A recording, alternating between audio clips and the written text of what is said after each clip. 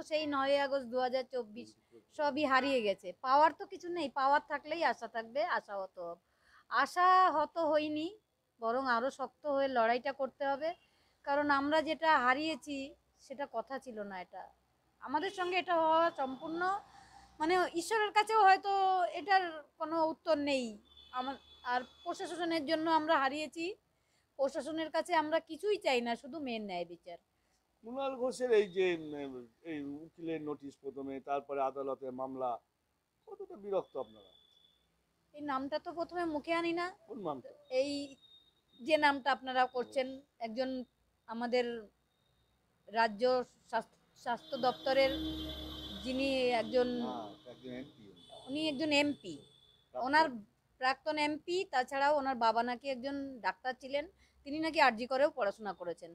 তা ওনার বাবার উপর সম্পূর্ণ সম্মান জানিয়েই বলবো, ওনার নামের আগে যে কু আছে তার সঙ্গে সন্তানটা আমি অ্যাড করে দেবো, কুসন্তান উনি একজন। আর কিছুই আমি বলবো না ওনার নামে, যতটা বলবো ততটাই আমার সময় নষ্ট হবে, ওনার জাস্ট পাত্তা দিই না আমরা। না, ওনার মুখ দর্শন আমরা করব না, আমাদের লয়ার আইনজীবী যেটা বুঝবেন ভালো সেটা করবেন। আপনার মেয়ে যে আরজি করে দুর্নীতি নিয়ে করেছিল, আরজি করে দুর্নীতি নিয়ে আপনার মেয়ে যে প্রতিবাদগুলো করতো, সেই দুর্নীতি নিয়েই আজকে অতীন ঘোষের বাড়ি সকাল থেকে সিবিআই হানা দিয়েছে, কি বলবেন? আমার মেয়েকে যারা খুন করেছিল সেই রাতে অতীন ঘোষের তত্ত্বাবধানে তারা পালিয়ে গেছিল, এটাও আমাদের কাছে আছে, রিপোর্ট আছে আমাদের কাছে। যারা পালিয়ে গেছিল তাদের অতীন ঘোষই পালাতে সাহায্য করেছিলেন। তালা থানার ওই সেটা অতীন ঘোষ সম্পূর্ণ কন্ট্রোল করেছিল। এখানে সিসিটিভি ফুটেজ, সমস্ত সিসিটিভি ফুটেজ দেখলে এতদিন লাগার কথা না। আমার মেয়ের যে খুন হয়েছে একটা সুরক্ষিত জায়গায় তার খুন হয়েছে, এটা এতদিন লাগার কথা না, কেন লাগছে সেটাই আমাদের সব থেকে বড় দুঃখ, আর কিছুই না। এরকম মানে স্বাভাবিক ব্যাপার, যার মান নেই তার আবার মানহানি। কারণ মান ধরুন 100% মান কারো আছে, 10% যদি সবাই মিলে খায় তাহলে 10 জনের বেশি মান খেতে পারবে। কিন্তু উনি কতজনকে এরকম নোটিশ পাঠিয়েছেন সেটা উনি জানেন, এবং আমরা এখন কিছু মানে যে আর কি আমার বিরুদ্ধে মামলা করেছে কুণাল ঘোষ, ওনার নামটা আমরা মুখে নেব না, ওনার নামটা জাস্ট কতজন ওনার বিরুদ্ধে মানহানি মামলা, ওনার এগেন্সটে উনি কতজনের এগেন্সটে মানহানি মামলা করেছে সেটা উনিই জানেন। ওই 10% করে যেতে যেতে ওনার মান পুরো শেষ হয়ে গেছে, এখন মাইনাসে চলছে।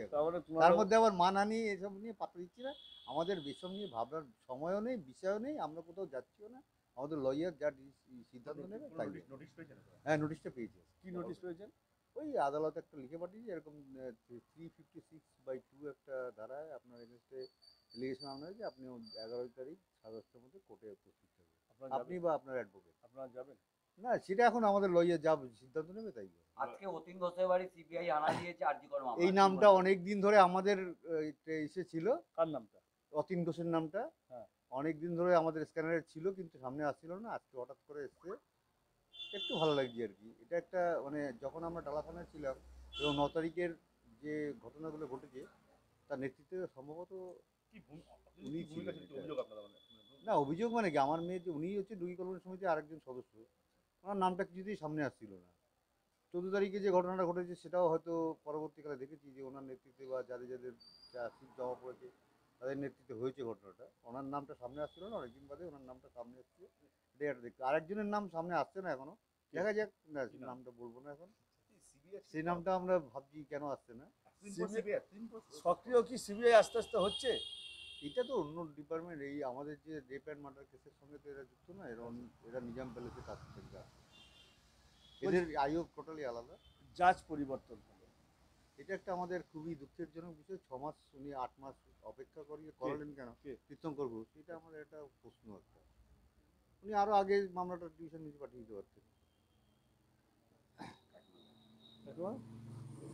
বলছি যে এই যে জাজ জগৎ